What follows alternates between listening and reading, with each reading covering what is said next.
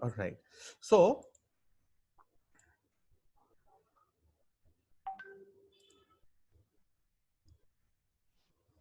right.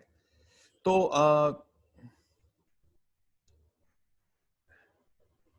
Meeting में join कर रहे हैं लोग. अच्छा जी.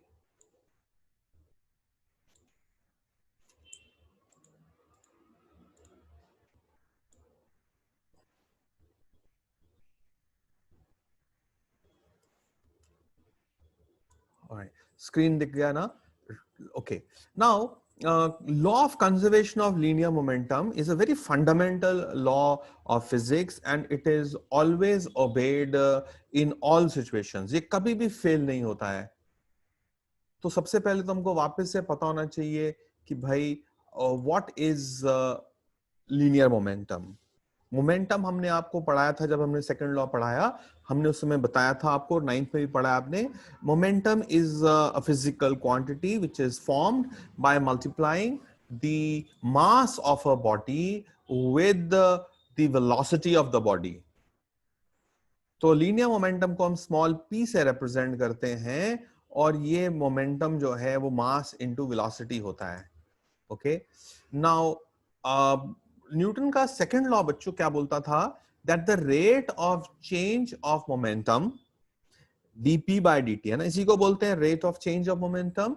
So the rate of change of momentum is directly proportional to the external force applied, right? So we have an external force here, और हमने इसको मान लीजिए अप्लाई किया किसी बॉडी के ऊपर, तो उससे होगा क्या? उसका मोमेंटम बदलेगा, है ना. एक एग्जांपल के तौर पे मान लो आप एक बॉल है जो ग्राउंड पे पड़ा है, चुपचाप से बैठा हुआ है. आपने जाकर उसको किक मार दी. आपने जब किक मार दी तो आपने क्या किया? You have applied an external force to the body, and as a result the speed of the ball has changed. That means the momentum of the body has changed. So Newton का second law ये बोलता है कि जब जब external force लगाओगे तब तब जो है वो momentum of the body is going to change. Now तो ये इक्वेशन नंबर 1 आ गई. This is the statement of the Newton's second law of motion. अब अगर हम जो है किसी बॉडी पे एक्सटर्नल फोर्स लगाए ही नहीं, we don't apply any external force, तो इसका मतलब हमारे पास क्या होगा कि ये जो एक्सटर्नल फोर्स है वो तो जीरो हो जाएगा. और अगर एक्सटर्नल फोर्स हमारा जीरो हो गया तो ये देखो इक्वेशन नंबर 1 क्या बन जाएगी? dp by dt is equal to zero.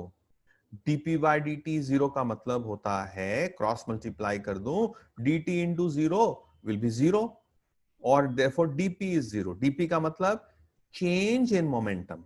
d का मतलब ही होता है स्मॉल चेंज. सो हमें चेंज को क्या लिख सकता हूं? फाइनल मोमेंटम माइनस इनिशियल, है ना, बदलाव. आप जब आप 11th क्लास में एंटर किए तब आपकी नॉलेज क्या थी, और आज इतने दिनों के बाद अब आपकी नॉलेज क्या है? That is called the change in your knowledge.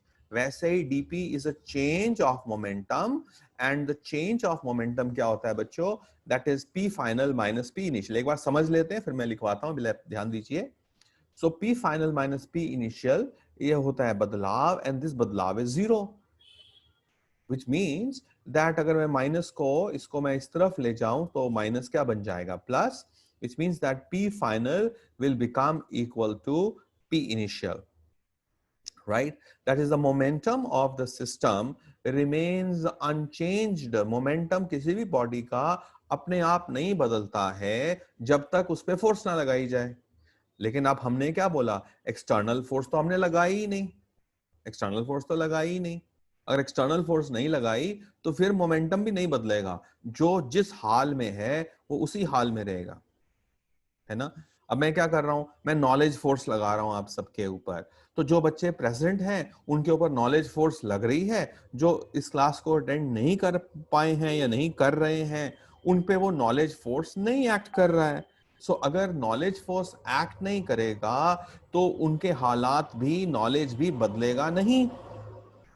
यही तो मोमेंटम में बात हुई. तो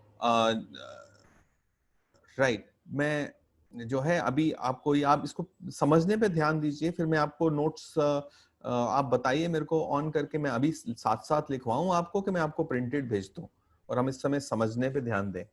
एक बार आप अनम्यूट करके बता सकते हैं? राइट, तो समझने पे ध्यान देंगे। समझने पे फिर मैं आपको प्रिंटेड भेज रहा है। राइट, फिर मैं आपको जो है पीडीएफ भेज दूंगा इसी लेसन के क्लास के बाद, ठीक है, इसी टॉपिक का।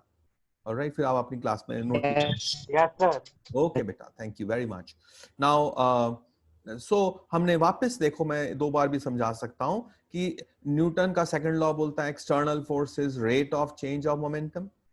हमने कहा अगर एक्सटर्नल फोर्स लगाओगे ही नहीं, अगर फोर्स नहीं लगाओगे तो डीपी बाय डी जीरो होगा, क्रॉस मल्टीप्लाई कर दूं तो डीपी जीरो होगा। डीपी का मतलब चेंज ऑफ मोमेंटम नहीं होगा, मतलब final momentum minus initial momentum zero होगा, मतलब कि फाइनल मोमेंटम और initial momentum of the system, system एक का नहीं पूरे सिस्टम का, वो बदलेगा नहीं। इसको हम ज्यादा अच्छे से समझ सकते हैं with the help of a example, application. तो हम अब आ रहे हैं एप्लीकेशन और law of conservation of linear momentum की, और वो एप्लीकेशन का नाम है रिकॉइल ऑफ अ गन। बच्चों आपने देखा होगा, अगर कभी आपने मेले में भी बंदूक चलाई है, गोली चलाई है, वो गुब्बारे को फोड़ने वाली, तो आपने देखा होगा कि जब हम गोली से फायर करते हैं तो बुलेट आगे जाती है, और जो गन होती है ना पीछे की तरफ, उसको एक झटका लगता है, रिकॉइल मिलती है उसको। अब ये जो गन है वो पीछे रिकॉइल करती है। अगर आपने टीवी पे बोफर्स गन देखी है तो आपने बोफर्स गन में देखा होगा, बोफर्स का तो जो बुलेट होता है, जो बॉम्ब होता है, वो तो बहुत भारी होता है, 100 150 किलो का बॉम्ब होता है। तो उसकी बुलेट इतनी भारी बुलेट है, बॉम्ब है, वो शेल है। तो वो जब फायर होता है तो आप देखते हो कि बोफोर्स गन किस तरह से पीछे किक मारती है ना, it kicks in the backward direction, right. तो वो that kick that is there is because of the law of conservation of linear momentum of the system. आइए समझते हैं। हमने क्या किया, हमने एक डायग्राम बनाया। हमारे पास यहाँ पे बच्चों एक गन है। Let us suppose, please don't write on the screen.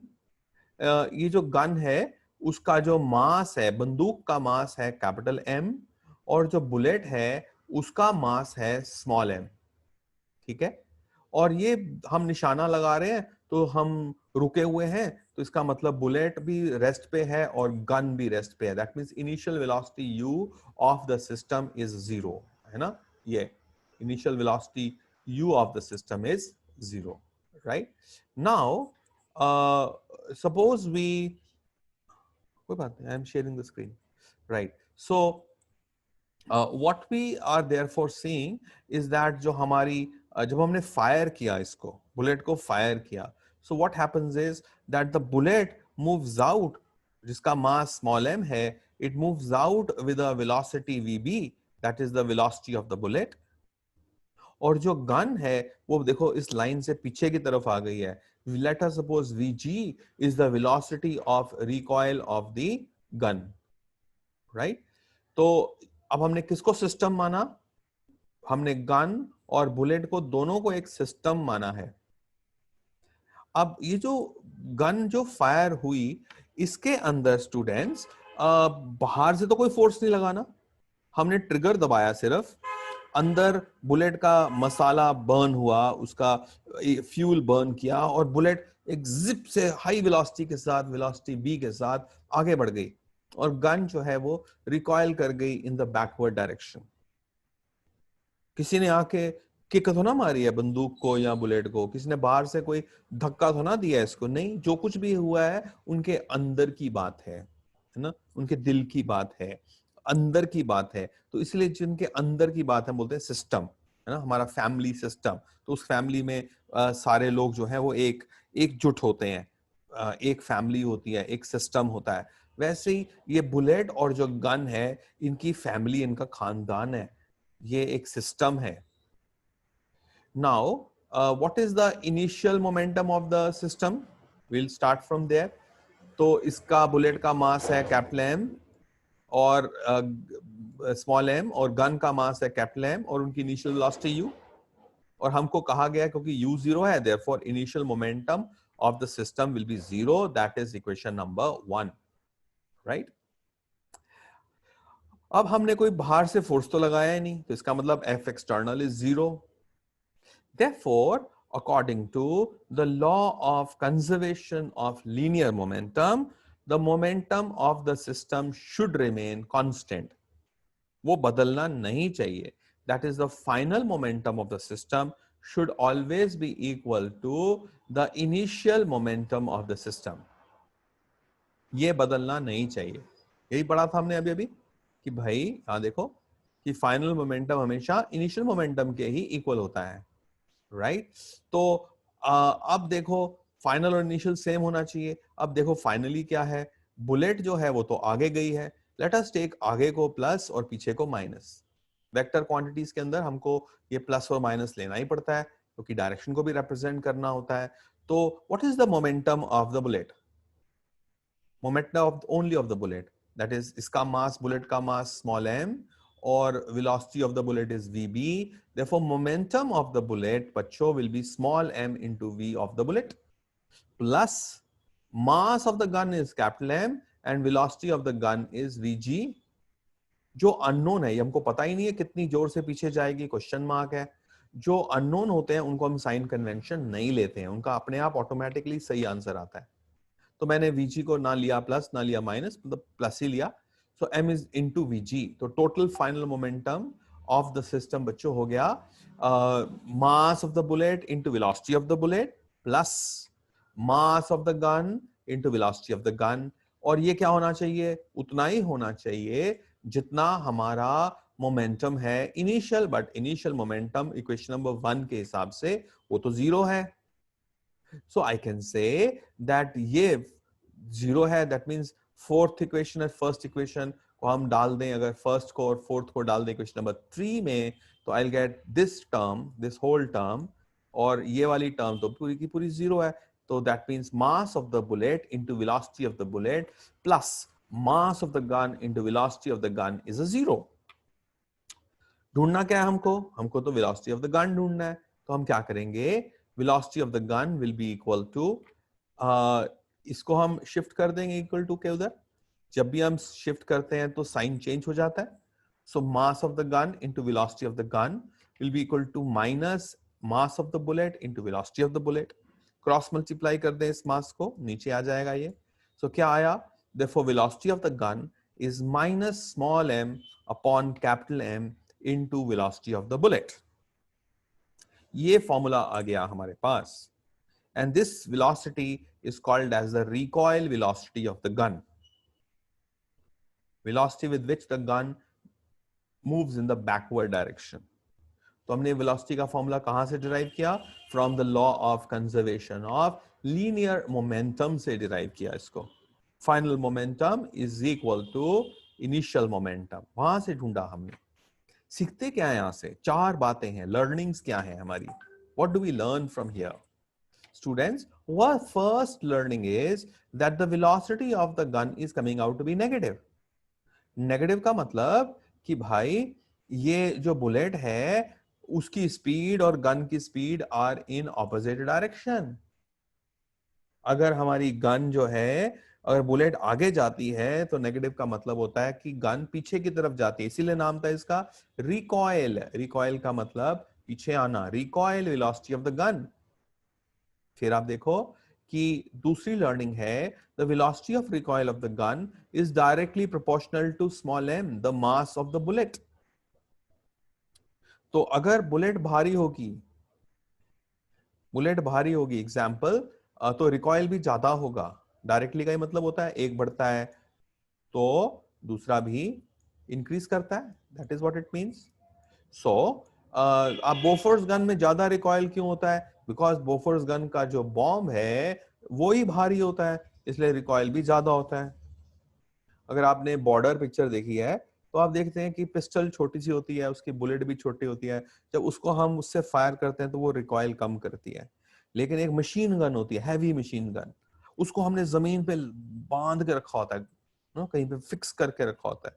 उसकी बुलेट्स भी ऐसे एक चेन के ऊपर लगी होती हैं, अंदर आती रहती है, नई नई बुलेट्स आती. भारी भारी बुलेट्स होती हैं, उसको हम हाथ में पकड़ के नहीं चला सकते बिकॉज वो गन बहुत बार फायर करती है 1 मिनट में. दूसरा उसकी बुलेट्स भारी होती हैं तो उसका रिकॉइल भी ज्यादा होता है, इसलिए उसको अपने हाथ में पकड़ के चलाएंगे तो जो सोल्जर ही पीछे गिर जाएंगे। सो जिसका बुलेट का मास ज्यादा तो गन का रिकॉइल भी ज्यादा। बोफोर्स गन को हाथ में पकड़ के थोड़ा चला सकते हैं, इतना जबरदस्त रिकॉइल होता है उसका, राइट। तो फिर थर्ड लर्निंग है that the velocity of recoil of the gun is inversely proportional to capital M, which means the velocity of recoil of the gun, inverse का मतलब क्या होता है, अगर मास ज्यादा होगा, गन भारी होगी तो velocity of recoil बच्चों कम होगा। इनवर्स का ही मतलब है उल्टा। So we find that the right, तो इसलिए अगर भारी गन हो तो वो रिकॉइल कम करती है, राइट। अब गन को भारी कैसे करें, राइट। हम गन को कैसे भारी करें, तो हम गन को भारी करने का हमारे पास जो रास्ता है वो है गन को भारी करने का बच्चों क्या रास्ता है हमारे पास। गन को भारी करने का रास्ता क्या होता है, 1 सेकेंड, 1 मिनट, स्क्रीन लाने की कोशिश कर रहा हूं वापस। Is pause, I don't want to pause it, screen sharing is pause, resume sharing, okay.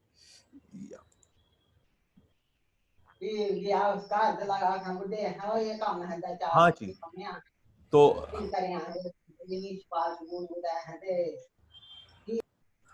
Right, तो आप देखो गन को भारी करने का एक रास्ता क्या, अगर गन भारी होगी तो बड़ी प्रॉब्लम है कि सोल्जर्स इतनी भारी गन को उठाएंगे कैसे, तो क्या करें, एक रास्ता है, एक फिजिक्स यूज कर सकते हैं।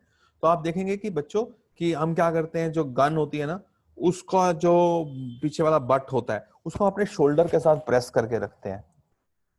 जब भी गोली चलानी होती है बड़ी बंदूक के साथ तो बंदूक हमारे शोल्डर को टच कर रही होती है, प्रेस कर रही होती है। तो उससे होता क्या है कि हमारा अपना वेट 60 किलो 70 किलो जो भी है वो सारा का सारा जो है वो जुड़ जाता है गन के साथ। इसका मतलब हमारा शरीर भी गन बन जाती है। अब उससे क्या हुआ, हमारा वेट जो है वो गन के अंदर ऐड हो गया। तो क्या होगा, अगर हमारा वेट इंक्रीज, गन का वेट इंक्रीज हो गया हमारे बॉडी के जुड़ने के साथ बंदूक के साथ, तो क्या होगा, वेलोसिटी ऑफ रिकॉइल कम हो जाएगा। इसके दो फायदे होंगे, एक तो गन पीछे कम आएगी, हिलेगी कम, तो उसका निशाना ज्यादा अच्छा होगा, राइट। समझ आया इनवर्स प्रोपोर्शनैलिटी का इंटरेस्टिंग मीनिंग, और हम कैसे साइंस यूज करते हैं एवरीडे लाइफ सर में, लेकिन वैसे राइट।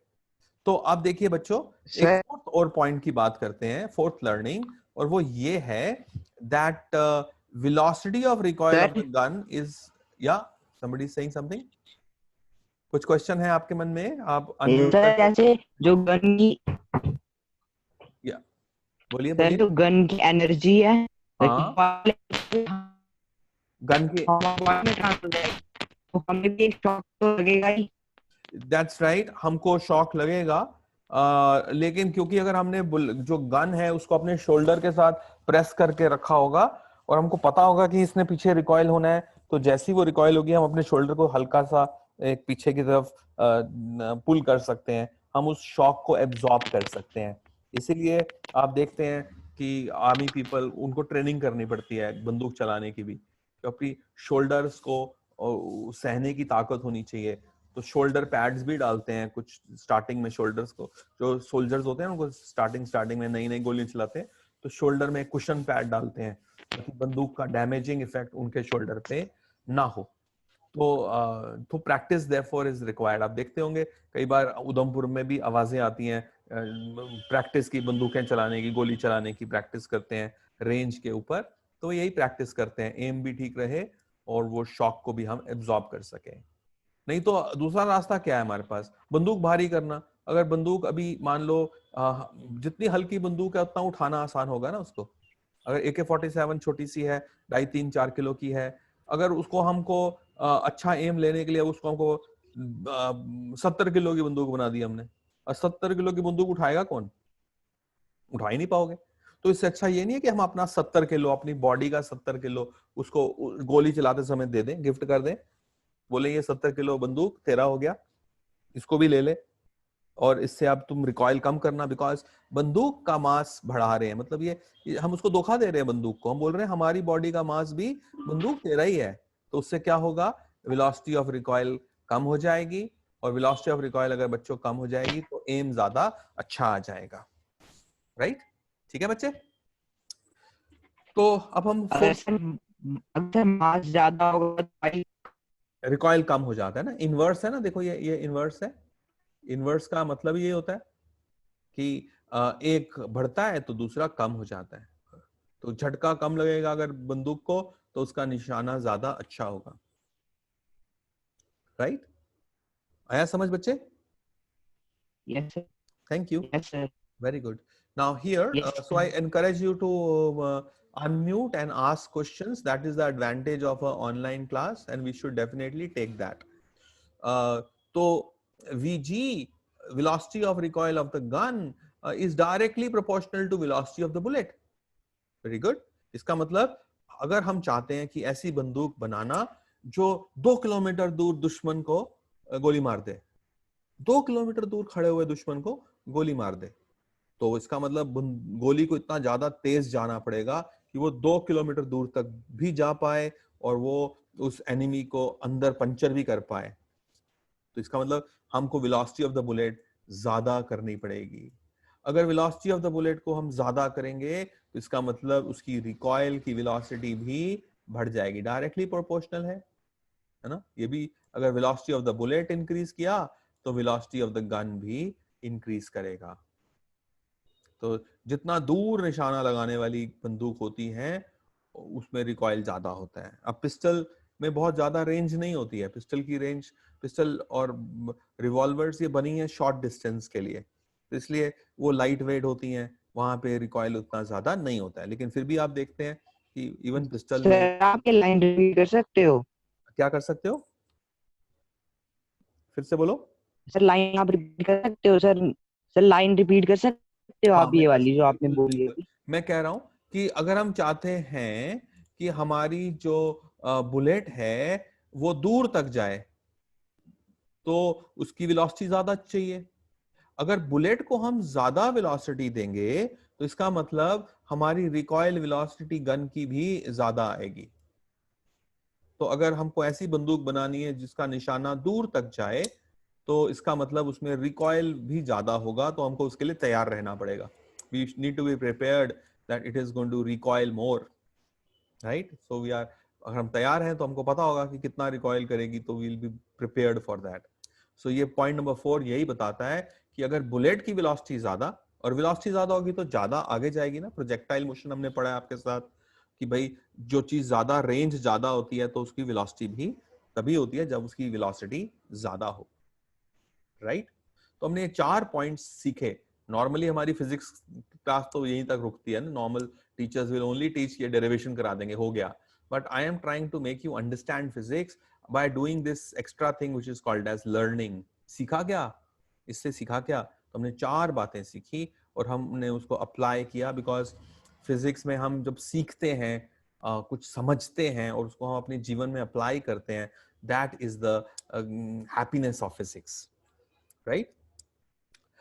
तो मैं आपको एक और एग्जाम्पल दूंगा। वैसे एग्जाम के लिए एक एग्जाम्पल, बड़ा इंपॉर्टेंट क्वेश्चन होता है, ये क्वेश्चन आता है, state the law of conservation of linear momentum and derive the expression for velocity of recoil of the gun. ये इंपॉर्टेंट सा एक टॉपिक है एग्जाम पॉइंट ऑफ व्यू से, but to make you understand I am giving you one more example, and my second example is velocity of the big fish after lunch। देखो हम सब जानते हैं बड़ी मछली छोटी मछली को खा जाती है, तो हमारे पास क्या है, एक बड़ी मछली है, ये बड़ी मछली दांतों वाली 20 किलो की मछली है लेट अस सपोज, और ये आगे जा रही है, राइट की तरफ जा रही है विद 5 मीटर पर सेकेंड। और एक छोटी मछली 2 किलो की, ये मस्त गाने गाते हुए आज मैं आगे आसमान नीचे। अच्छा ओके, सो ये जो मछली है ये बिना देखे हुए 20 मीटर पर सेकंड की स्पीड से ये लेफ्ट की तरफ जा रही, ग्रीन मछली जा रही है छोटी वाली 20 मीटर पर सेकंड से, और ये बड़ी मछली जो है मुंह खोल के बैठी है 20 किलो वाली मछली कि आने दो आज खाना आने दो, राइट। और फिर क्या होता है, तो ये इनिशियल हालात है। फिर थोड़ी देर के बाद ये खुश हो गई है बड़ी मछली, छोटी मछली इसके पेट में पहुंच चुकी है, इसने लंच कर लिया अपना। अब इस बड़ी मछली का वेट कितना हो गया, अपना पहले वेट था 20, 2 किलो इसने ये भी खा लिया, तो इसका वेट हो गया 22 kg। हम ढूंढना चाहते हैं what is the final velocity of the big fish. Starting में क्या थी बिग फिश की वेलोसिटी, 5 मीटर पर second. We want to know what is the final velocity of the big fish after it has had its lunch. That is why the heading velocity of the big fish after lunch. Question समझ आ गया सब लोग को? Right? Yes, sir. Yes, sir. Picture भी दिखाई दे गई, very good. अब हम क्या करेंगे, हम क्या बोलते हैं इसको सॉल्व कैसे करें, हम law of conservation of linear momentum को यूज करेंगे। Law of conservation of linear momentum बोलता है कि सिस्टम किसको मानेंगे, रेड फिश और ग्रीन फिश दोनों को हम एक सिस्टम मानेंगे। हम बोलते हैं, देखिए कि राइट, ये दूसरा एग्जांपल है, लेट मी कैलकुलेट, कहाँ गया, राइट 1 सेकेंड, हियर, या आई हैव इट हियर, नीचे है मेरे पास। तो इनिशियल मोमेंटम, बिकॉज कोई फोर्स तो लगा नहीं रहा बाहर से, इन दोनों के अलावा तो कोई और फोर्स है नहीं, ये दोनों ही है, दोनों ही है एक सिस्टम। तो अब क्या हुआ कि फोर्स तो लग नहीं रहा, therefore linear momentum will remain conserve.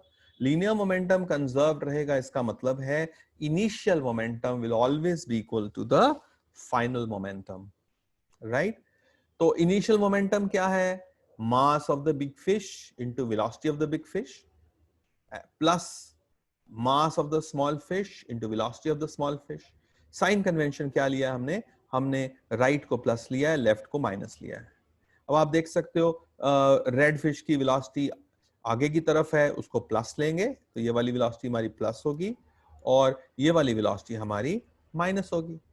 तो और फाइनली क्या है, फाइनली क्या हुआ, टोटल मास कितना हो गया, मास of the small fish plus mass of the big fish, एक हो गया मास इनटू वी फाइनल। ये वी फाइनल है क्वेश्चन मार्क, यही हमको ढूंढना है law of conservation of linear momentum से। तो स्मॉल फिश का मास है बच्चों 2 kg, राइट, स्मॉल फिश का मास है 2 kg, और velocity of the small fish कितनी है, वो तो है -20, माइनस है ना, -20 क्योंकि नेगेटिव है, plus mass of the big fish है 20 किलो और velocity of the big fish है 5 मीटर पर सेकेंड, और mass of small plus big कितना हो गया 22, and what is the velocity of the big fish after lunch, that is v final. अब देखो एक ही तो अननोन है यहाँ पर, v final. Let us solve this. So 2 into -20 will be -40 and 20 into 5 would be 100, right? And this is equal to 22 times v final. So -40 plus 100 will be 60 is equal to 22 v final. Therefore v final will be 60 upon 22, that is 30 by 11 or 2.7 metre पर second. तो हमने numerical solve किया, हमने कहा कि जो बड़ी मछली है उसकी वेलोसिटी खाना खाने के बाद कम हो जाएगी, पहले थी 5, उसको झटका लगेगा और उसकी वेलोसिटी 5 से कम होकर अब हो जाएगी 2.7 मीटर पर सेकेंड, राइट। हुआ क्या, राइट, मेक सेंस, समझ आया लोगों को, थोड़ा अनम्यूट करके बताएं, Yes, sir. Right, Yes, sir. Okay, Yes, sir. Very nice. कोई डाउट है किसी को, कुछ क्वेश्चन पूछना चाहता है कोई? So today we have learnt law of conservation of linear momentum, जो बोलता है कि अगर एक्सटर्नल फोर्स नहीं लगे, है ना, जो लोग कुछ लोग अभी अभी ज्वाइन किए हैं उनके लिए, ये बोलता है लॉ ऑफ न्यूटन का सेकंड लॉ बोलता है, न्यूटन का बच्चों सेकंड लॉ बोलता है कि कि external force is rate of change of momentum. अगर एक्सटर्नल फोर्स नहीं लगे तो dp by dt is zero और dp is equal to zero, which means final momentum minus initial momentum is zero, because dp का मतलब होता है change of momentum, change का मतलब होता है finally minus initial, और इसको मैं उधर ले गया तो हमारे पास बच्चों क्या आ गया, that final momentum is equal to initial momentum, right?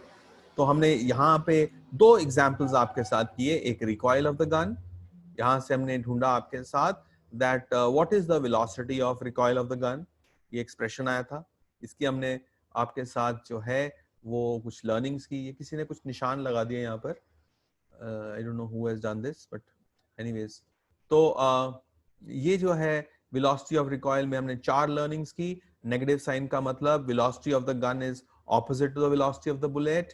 Second learning, velocity of the gun is directly proportional to mass small m of the bullet. Velocity of the gun is inversely proportional to mass of the bullet, and velocity of the bullet is directly proportional to velocity of the gun. और हमने आपके साथ एक और expression किया, what is the velocity of the big fish after lunch? पहले 5 से चल रही थी और ये छोटी वाली उसकी तरफ ही आ रही थी, तो ये जो है इस तरह से हमने कैलकुलेट किया 2.7 मीटर्स पर सेकेंड। अब मैं चाहूंगा एक क्वेश्चन आप नोट करें सिर्फ डायग्राम से ही। अब की बार क्या है ये आपने खुद ट्राई करना, ओके? जो बड़ी वाली मछली है उसका मास है 20 kg और वो अब जा रही है राइट की तरफ 10 मीटर्स पर सेकेंड के साथ, और जो छोटी वाली मछली है वो डर गई है 2 किलो वाली, अब वो दूर भाग रही है, अब उल्टी डायरेक्शन में वो भाग रही है इस बड़ी मछली से, अब 5 मीटर पर सेकंड से। इसका मतलब दोनों की स्पीड की डायरेक्शन अब की बार सेम है, राइट? तो दोनों में हम साइन कन्वेंशन को प्लस प्लस लेंगे। अब मुझे आपने बताना है ये बड़ी मछली तो खाई जाएगी इसको, क्यों? बिकॉज छोटी मछली की स्पीड 5 है, बड़ी मछली की स्पीड 10 है, ये ज्यादा तेज चल रही है, थोड़ी देर में तो ये इसको खाने वाली है। जब ये खा जाती है अब ये छोटी मछली रो रही है इसके पेट में जाके, इसने मुंह बंद कर लिया है। We want to know what is the final velocity of the big fish. अभी अभी आप कर सकते हैं क्या? Can you do this now? ये पिक्चर आपके सामने है। Can you give me the answer? आपने यही यूज करना है, initial momentum is equal to final momentum. Calculate करो जरा। Let me give you, I give you 1 minute to solve this. I give you 1 minute to solve this. Let us see, उसके बाद मैं आपके साथ ये डिस्कस कर लूंगा इसका answer. Your time starts now.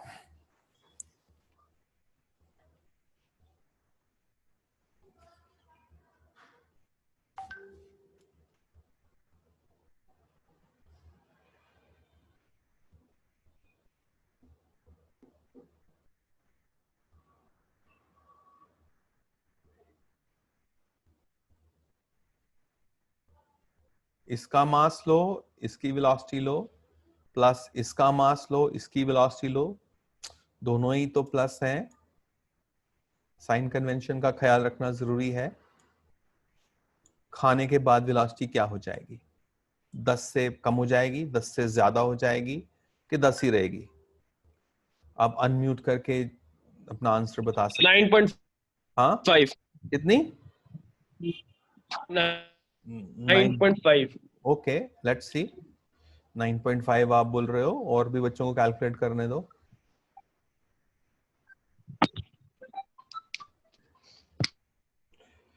आइए देखें। तो 9.5 किसने बोला था?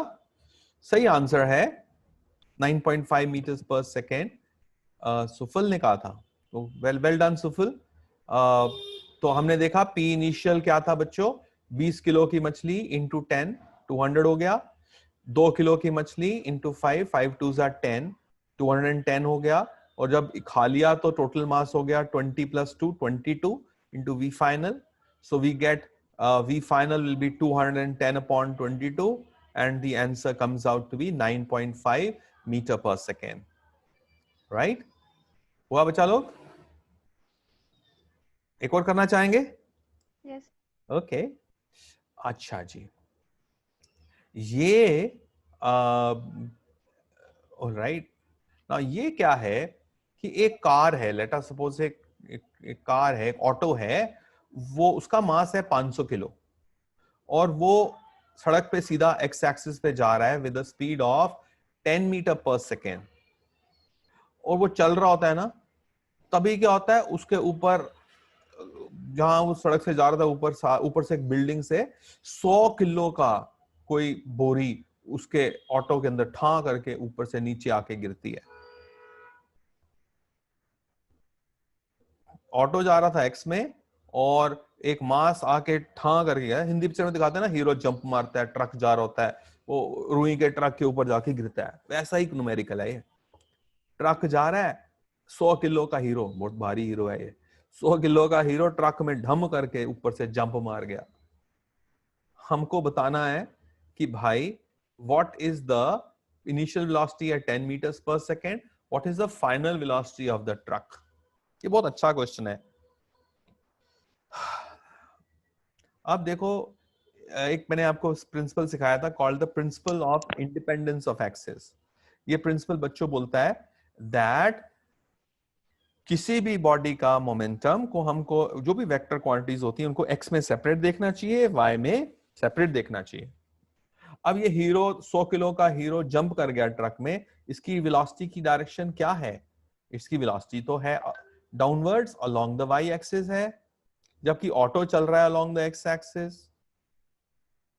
अब ऊपर से आके ढम करके इस ऑटो में गिरा है, इसका मतलब वाई एक्सिस की तरफ, नीचे की तरफ उसने फोर्स लगाया है ना। ऊपर से ठप करके हम किसी पे गिरते हैं तो हम उस पर फोर्स लगाते हैं, तो वाई एक्सिस में तो फोर्स लग रहा है। और अगर फोर्स लग रहा है तो वाई एक्सिस में principle of conservation of linear momentum को हम नहीं लगा सकते हैं। Principle of conservation of linear momentum बच्चों तभी लगता है जब उस डायरेक्शन में लगता है जिस डायरेक्शन में फोर्स नहीं लग रहा। तो हीरो जंप तो कर गया, इसकी वजह से गाड़ी का वजन तो बढ़ गया है, लेकिन वाई की डायरेक्शन में कंजर्वेशन ऑफ लीनियर मोमेंटम नहीं लगेगा, बिकॉज वाई डायरेक्शन में फोर्स लग रहा है। जबकि एक्स की बात करें, एक्स डायरेक्शन में तो कोई फोर्स नहीं लगा, हीरो ने ऊपर से नीचे की तरफ जंप किया है, आगे की तरफ तो जंप किया नहीं है उसने। सो हम एक्स एक्सिस में लगा सकते हैं law of conservation of linear momentum, because there is no external force along the x-axis. Therefore, P final along the x-axis should be equal to P initial along the x-axis. ये पहला question आ रहा है जिसमें x और y को हम separately देख रहे हैं। तो फाइनल देखो, फाइनली ट्रक का वजन कितना हो गया? पहले क्या था? 500, 100 और जुड़ गया तो 500 प्लस 100 इंटू वी फाइनल। और इनिशियल क्या था? इनिशियल तो 500 kg था और उसका वेलोसिटी क्या थी? 10 मीटर्स पर सेकेंड, वो भी x की तरफ थी। सो फाइनल और इनिशियल को मैंने कंपेयर किया, 500 into 10 is 5000 and this becomes 600 V final। 2 0 से चले गए और हमारे पास क्या बचा? That 6 times of V final will be 50 और V final will be 50 by 6। तो उसकी स्पीड को एक झटका लगा है, 10 से कम होकर हो गई उसकी 8.33 मीटर पर सेकेंड, राइट।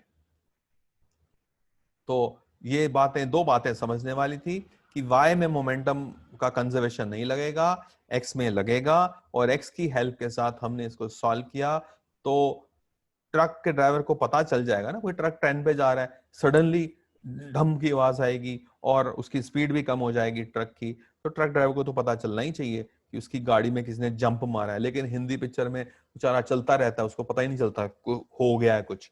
झूठी मूठी फिजिक्स है वहां की, हमारी असली वाली फिजिक्स ये है, ठीक है। So I have done 4 examples with you for law of conservation of linear momentum. So let me stop screen sharing with you now. And how do I do that?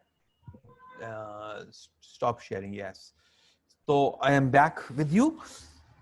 So friends, you can unmute yourself now. So we have studied, there were 14 participants. I would urge you to ask your friends to join in tomorrow's class as well. And एक time table जो है हम आपको सारे subjects का देते हैं, तो सारे सब्जेक्ट की क्लासेस आप इस तरह से लगा सकते हैं. So our time is also coming to an end. Any questions you have from today's class? Otherwise unmute करें. Thank you and bye Yes, bye. sir. जा सकते हैं. कुछ क्वेश्चन है तो पूछें please. Please ask your question. Yes, sir. समझ आया सबको? राइट. Yes, sir. थोड़ी देर में आपको नोट्स दे देता हूँ विभांशु को. ठीक है. Yes, sir. साक्षिता बेटा हो गया, समझ आ गया? Yes, sir. Wonderful. Yes, sir. Very nice. Very good. So goodbye to you and we'll see you up Sir, again in the next. question. Sir, आप इस हाँ पूछो question. Sir, last question. Last question. Last question Yes, sir. देखना है फिर से. I'll just start screen sharing once again. Let me wait. See how I can do it. Screen share. Here. Right. ये रहा वो क्वेश्चन. इसमें एक hero 100 kilo का हीरो, एक ऑटो 500 किलो का है, ऊपर से जंप करता है. ऑटो आगे जा रहा था 10 मीटर्स पर सेकंड से. हीरो ने y एक्सिस के अलोंग जंप किया है, तो उसने y एक्सिस के अलोंग फोर्स लगाया है. हीरो ने x के अलोंग तो फोर्स नहीं लगाया है. अब अगर हम फोर्स y में लगाते हैं तो न्यूटन, पहली बात है law of conservation of linear momentum तभी लगता है जब फोर्स ना लगे. y में तो फोर्स लग रहा है, तो y एक्सिस के अलोंग हम मोमेंटम को कंजर्व नहीं कर सकते हैं. लेकिन x एक्सिस के अलोंग कोई फोर्स नहीं लग रहा है ना, हीरो ने सीधा नीचे की तरफ जंप किया है, तो इसलिए हम बोल सकते हैं सर मोमेंटम कंजर्व होगा अलोंग दी x एक्सिस. ठीक है बच्चे? सर लेकिन हाँ पूछो. Yes, sir. सर लेकिन वेट तो ऐड हो रहा है ना व्हीकल में. हाँ तभी तो स्पीड कम हुई. देखो मैंने फाइनल मोमेंटम में क्या किया, 500 प्लस 100 किया, फाइनली टोटल हो गया 600 किलो इंटू वी फाइनल. पहले क्या था, 500 इंटू 10 मीटर पर सेकेंड. वेट बढ़ा इसीलिए तो स्पीड कम हो गई है ना. 10 थी पहले, अब 8.33 हो गई. भारी होने से स्पीड कम हो जाती है, हल्के होने से स्पीड बढ़ जाती है. ठीक है बच्चे? सर इस क्लास की आप रिकॉर्डिंग शेयर करो. क्लास की रिकॉर्डिंग मैंने की तो है, अभी मैं देखता हूँ कैसे शेयर कर सकते हैं. ठीक है, मैंने की तो है, I will have to see कैसे करते हैं. ठीक है, I will do it. Right, okay. Thank you sir. Thank you बेटा, all the best, bye bye to all. Thank you.